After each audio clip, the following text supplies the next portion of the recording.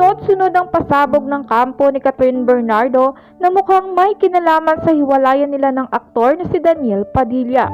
Talagang walang sekreto ang hindi mabubulgar matapos magpakawala ng sunod-sunod na cryptic post ang nakakatandang kapatid ni Catherine na si Kay Bernardo. Kasunod ito ng sunod-sunod din na pag-unfollow ni Catherine sa Instagram kina Daniel Padilla, Julia Barreto, Jillian Vicencio at Liza Subirano. Matapos nito, naging usap-usapan ng cryptic post ng ate ni Catherine Bernardo sa Instagram. Malaman kasi ang naging post ng kapatid ni Catherine na may caption na "We know what you did last summer." Kalakip nito ang mga petsa ng 2017, 2018, 2019, 2021, 2023 at ayon kay Kay ay ang kauna-unahang taon na nalaman niya ito ay noon pang 2014.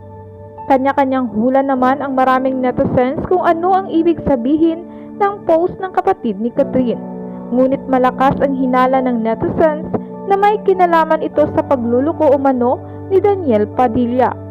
Ngunit hindi lang rito natatapos ang lahat. Matapos mapansin ng netizens na nilike ni Catherine ang cryptic post ng kaibigan nila ni Daniel na si Mark Salamat.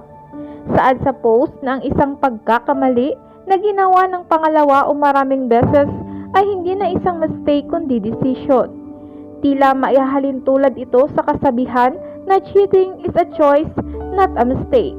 Dahil sa mga pasabog na ito ng mga taong malalapit kay Catherine ay muli na namang kinuyog ng netizens si Daniel Padilla. Komento ng ilang netizens, "Ano na DJ? Taon-taon? Grabe! Happy freedom Catherine! You deserve better." In my opinion, sikat lang talaga ang nagmahal pero yung isa ay sumabay lang sa agos ng kasikatan. The truth hurt but the truth will set you free. Manifesting a Catherine Bernardo tell-all. Stop protecting that man. Spill all the beans. He deserved to be humiliated the way you humiliated Kat by cheating on her multiple times. Really glad someone had the guts to spill all this wrongdoing to Kat. Kasi you can really tell Kat and her family were still nice to him post-breakup, not until they know everything. Hangad naman ng maraming netizens na sabihin na ni Catherine kung ano ang tunay na dahilan ng hiwalayan nila ni Daniel para matapos na ang issue.